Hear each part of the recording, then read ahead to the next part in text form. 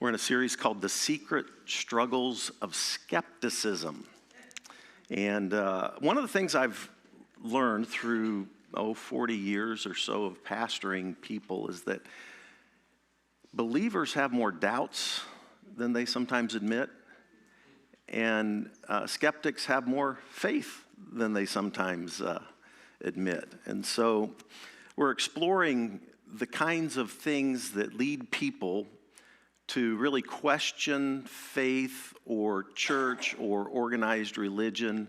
And particularly, there's been a survey that was done by the guys who did the book God After Deconstruction, which I highly recommend, Tom Ward, Tripp Fuller, and really looked at the top 7 reasons why people have exited the church or religious institutions or even faith. And so we've been looking at those top 7 reasons, and today we're dealing with conflicts with science and faith. Now, I like to say that doubts, questions, and the struggle of belief, disbelief are a part of the spiritual journey. Sometimes we put negative emphasis on, if you ever have a doubt, then you're not a good believer. Or if you ever have a question. I actually think that if you don't have doubts and questions, it's probably that you're like maybe denying some part of reality or humanity or something. Like, all of us have questions, all of us have doubts, and all of us struggle with the walk of faith. I think it's a part of the spiritual journey: questions, doubts, and then the struggle with faith, belief, disbelief. So we're looking at conflicts with science today. Big topic. One of the big reasons why many people have left the faith is simply they see an ancient text, and people try to present this ancient text as a modern science book and then try to do science that supports an ancient view of the world, which is what the Bible contains. And so this has caused people to feel like they have to choose between science and faith. I'm actually one my whole life who has tried to unite science and faith. I think they both are important. I think they both reveal truth to us. And so I'm going to share just some of my own thoughts on this journey. Stephen Hawking wrote a book called A Brief History of Time. And in that book, he opens up with an illustration where a guy is doing a lecture. Some people think it was Bertrand Russell, who was an English philosopher, atheist guy. And he was giving a talk on how we understand the universe today, how the Earth spins around the sun, and then how the sun spins around this galaxy called the Milky Way galaxy, which has about 100 billion stars in it. And that's just one galaxy. And it's estimated there's maybe 2 trillion galaxies in the universe, with the average galaxy having 100 to 400 billion stars. And we just wake up to one of those stars every morning, this third rock from the sun. And so he's giving this view of the universe. And one of the ladies out there raises her hand and she says, "Sonny, I just want you to know that what you just shared is a bunch of rubbish. The earth is flat and it sits on top of a big tortoise."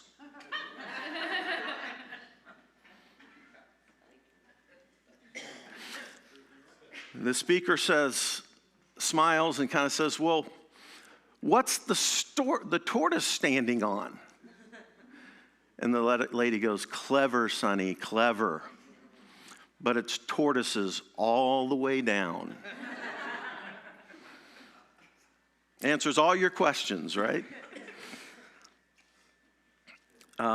Science is an interesting one. And I think it opens up in the first chapter of the first book of the Bible, Genesis. One of the big conflicts that we see right off the bat is that I still know people who try to argue that this earth is about 10,000 years old, created in a literal 6-day, 24-hour period. So 1 week.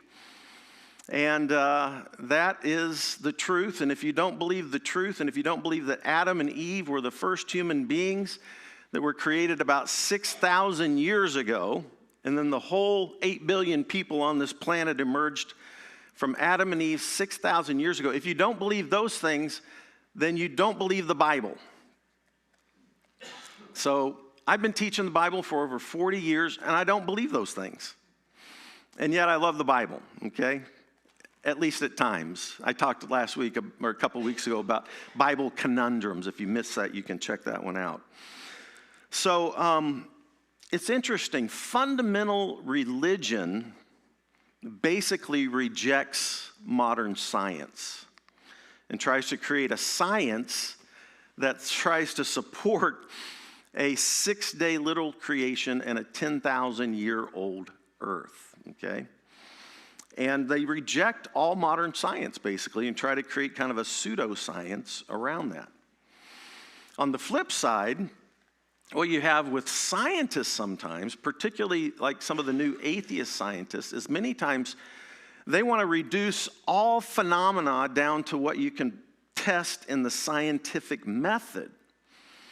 And what happens is there's so many things that we experience as human beings that don't just fit into a modern scientific methodology that are still real, that are still a part of our human experience. So for example, beauty and goodness, how would you put that into the scientific method, into a test tube and try to figure out beauty and goodness, or forgiveness and social justice?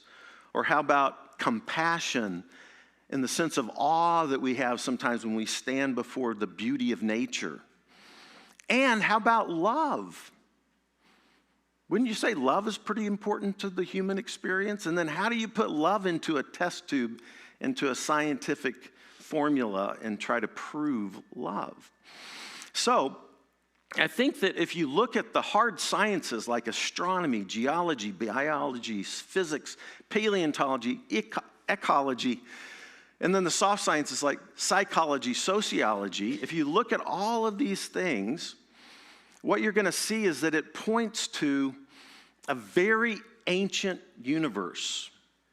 This universe exploded into its current form, maybe 13.5 billion years ago, and then this planet roughly about 4.5 billion years ago. Homo sapiens, as we know them today, have been on the planet maybe 200,000 to 300,000 years. And this is what science points to, whether you go to astronomy, biology, physics, or anything. This is what science shows us. And I think that's very important to acknowledge and learn from, and it teaches us very, very important things about the world that we live in. One of the parents was raising a child, and the parents were on different sides of this equation.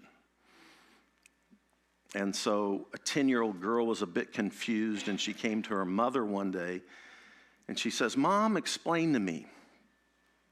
Dad says that the planet, is like, 4.5 billion years old, and that evolution has been taking place all this time, and that, out of the oceans emerged multi-cell creatures, and then pretty much complex creatures, and then all the way down to Homo sapiens, and we've emerged out of the monkeys into Homo sapiens. I mean, there's a few stages in between there, right? A bunch of stages and a bunch of years, but and then we've come now today as descendants of that long history of evolution right down to Homo sapiens today. And then, Mom, you tell me that the earth is only 10,000 years old, and that human beings have only been on the planet for 6,000 years, and that we're created in the image of God. Explain that to me. Mom, I'm confused." And the mother looks at the daughter and says, "Well, honey, you got to understand that your father's talking about his side of the family."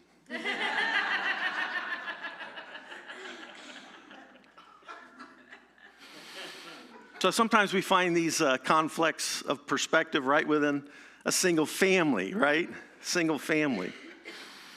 Oh my goodness. So here's a thought for you. How about this idea? All truth is God's truth. All truth is God's truth. So I think if we want to have a good perspective on truth, then we want to allow lots of resources into that. In the Christian world, there's actually a thought about this called the quadrilateral, the Wesleyan quadrilateral.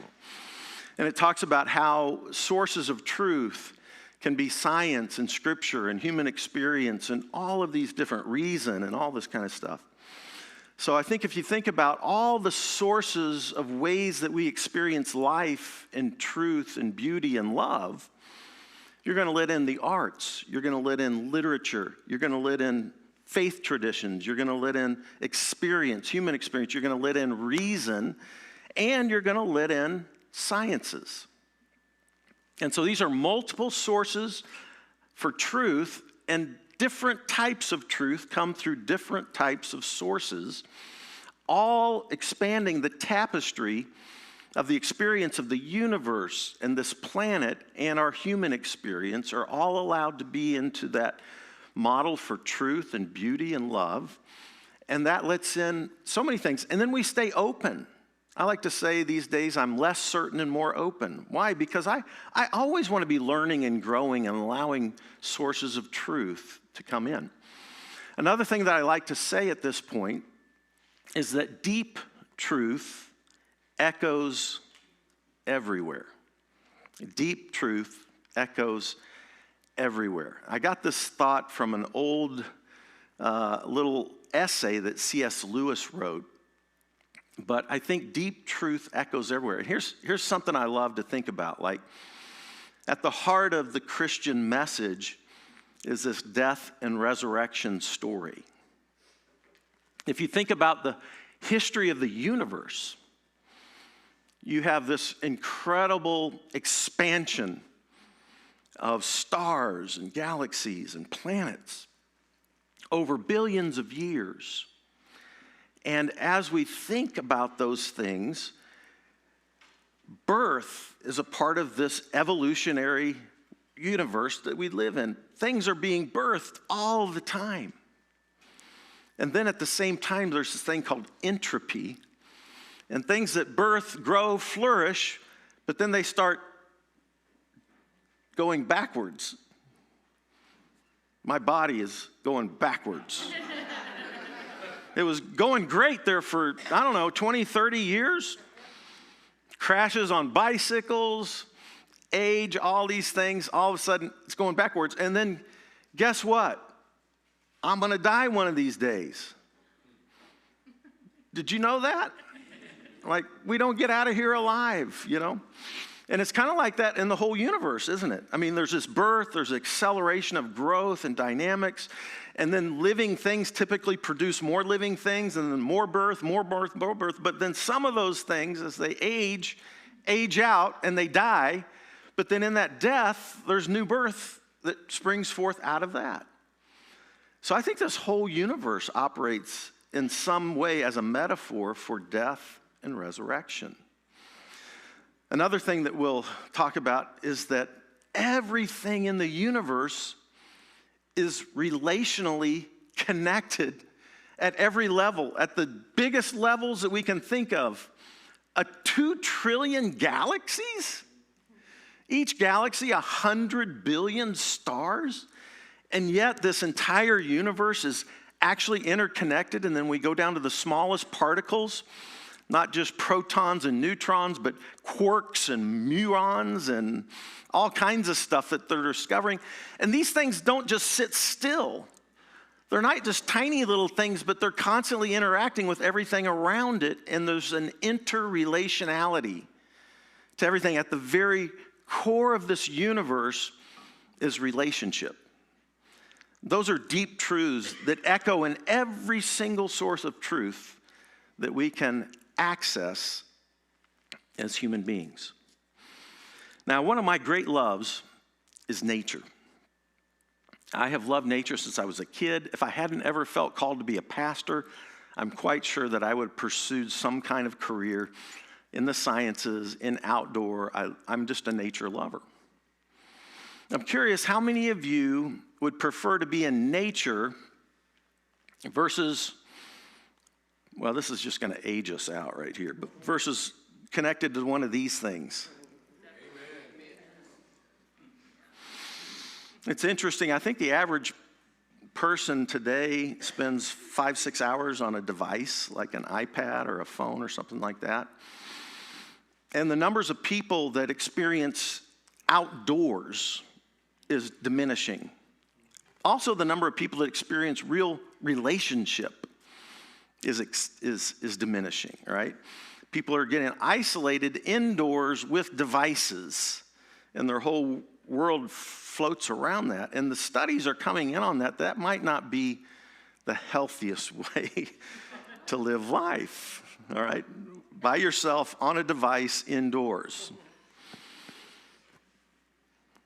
The astronauts that are coming back, just a few days ago that were stuck up. Could you imagine thinking you were going to, outer space for a couple of weeks vacation, and you end up being stuck for almost, a year?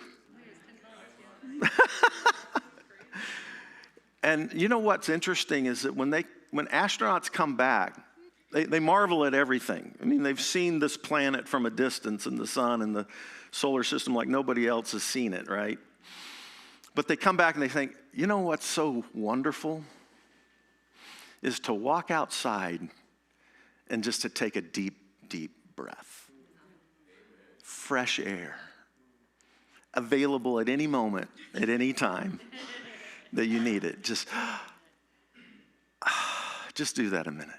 I know we're indoors, but let's just take a deep breath. Hold it for about 3 seconds. And then just let a deep breath out. The breath of life, Genesis. Out of the dust, God breathes the breath of life. Genesis is I love Genesis 1 and 2. I've translated the whole thing in Hebrew. It's two of my favorite passages. I just remind you to get 24-hour days, you kind of need a sun. And when does the sun show up in the creation story? On day 4, right? So we're not talking about literal 24 hours. This is a poetic, it's like God is singing the universe with creativity into existence. It's poetic, this whole first 2 chapters of Genesis. It starts out, in the beginning, God created. But that little in can be also translated as a temporal bait in Hebrew. Any Hebrew scholars in here? Okay. And it can be translated, when God began to create. I actually think that's the best translation. And then there wasn't nothing, right? There was something. It's kind of interesting. When God began to create, there was this tohu vabohu, empty and void, but then the Spirit hovered over the darkness of the deep, the tahom, the deep. It's as though God's voice is echoing in the deep. Maybe like whale songs in the deep. Do you know we're still figuring out that whales talk to each other through songs that they sing? They create songs and pass on songs. And it's as though the voice of God is echoing in the deep. And deep truth echoes everywhere. And out of this dark void, this tohu vabohu, all of a sudden bursting forth into the deep, there comes this beautiful, beautiful poetic creation of, first of all, day 1, separating what? The day and the night. And then day 2, separating the earth and the skies. And then day 3, separating the land from the waters. And then day 4, filling everything with the stars and the planets. And day 5, filling everything, the waters with the fish, and the land with the animals and everything. And then day 6, more animals exploding and livestock. And then God creates men and women. Men and women in the image of God. So just so you know, that means that God is both male and female. So I like to say God is gender fluid, just to, help us out today with our understanding, right? And actually, if you look at nature, there's unisex things in nature as well. And so there's this beautiful creation of humanity in the image and likeness of God. And if we do a deep dive into that, which I did, I think, last year sometime, it tells us that, number one, we're all kings and queens. We're given a divine image. You're stamped with the heart of God and God's love and God's goodness and God's beauty and God's kindness. And it basically says, hey, because you're in my image and loved by me,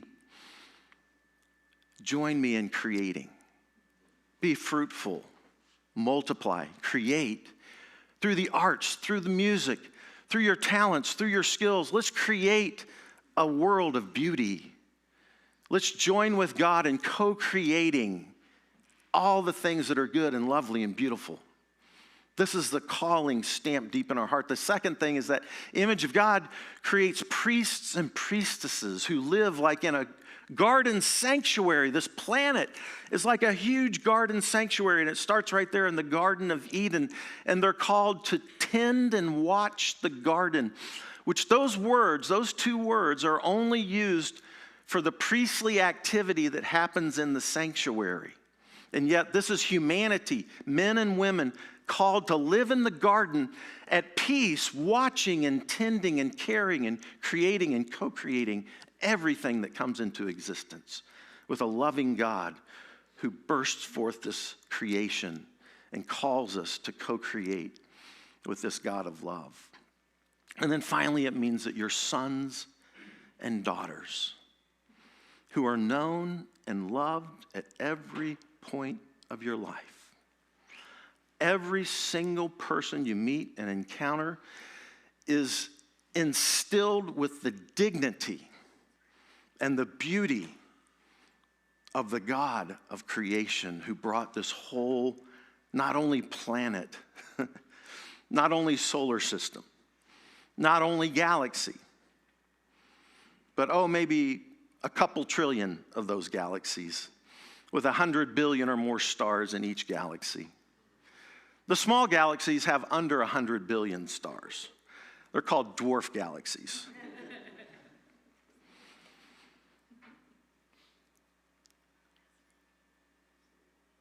Can you fit God in a box? You know, through Newton, we learned gravity and masses and how they attract and spin around each other, and larger masses attract smaller masses. And it wasn't until the 1500s that people didn't realize that the earth was rotating around the sun. And Galileo finally published that. Copernicus published it first, but he was almost dead when he published, so he didn't go to prison. But when Galileo published it, he literally spent the rest of his life in prison because he said that the earth is rotating around the sun. That was against the doctrine of the church. It was against the Bible, so he went to jail and spent the rest of his life under house arrest, under the Roman Inquisition. We've come a ways, right? You go from Galileo to Newton to Einstein and the theory of relativity. Time and speed and space are all relative, to quantum physics, which mathematically we actually get to parallel universes. And every subatomic particle is actively interreacting and interrelating to everything in the entire universe. We call this the butterfly effect. When a butterfly flaps its wings over in Japan, it interacts with every part of this atmosphere, but this whole universe is interacting. So there's no way you can put God in a box. Our understanding of God is still growing in leaps and in bounds, and even our understanding of the own human brain through neuroscience. We're learning so much about our own human brains and their development and all this. So what I love about all of this is that it speaks of relationality, of life, death, and resurrection. And at the core of everything is interrelatedness. And as humans, And virtually every species on this planet survives better together. Study trees and how they communicate with each other. You know, trees survive better in woods together. And they communicate with each other through the tips of their roots and through the fungi that connect the tips of the roots. And they communicate with each other through the gases that are released through the leaves. And they ward off disease and pests. And they share water resources. And that's just trees, folks. This is such an amazing place. Just step outside and breathe. Because it's out of the dust. And we're all about 95% stardust. The stuff that was there about 13.8 billion years ago, you know, kids ask me, where did God come from? And you know my best answer? Well, God's just always been around. You know, my atheist friends raise their kids, and their kids go, where did matter come from? You know, matter just kind of always hangs around. I think there's matter and spirit all the time, all intermingled, and it's the beauty and the majesty and the glory of God. Sam's going to come up and lead a song, but I want to read you a psalm, an ancient psalm, Psalm 19, and I want you to think about how creation speaks. Psalm 19, verse 1, the heavens proclaim the glory of God. The skies display his craftsmanship. Day after day, they continue to speak. Night after night, they make him known. They speak without a sound or a word, and their voice is never heard. Yet their message has gone throughout the earth, and their words to all the world. Creation sings. It hums like the deep whales singing and creating music and passing on music from one ocean to the other as deep calls to deep.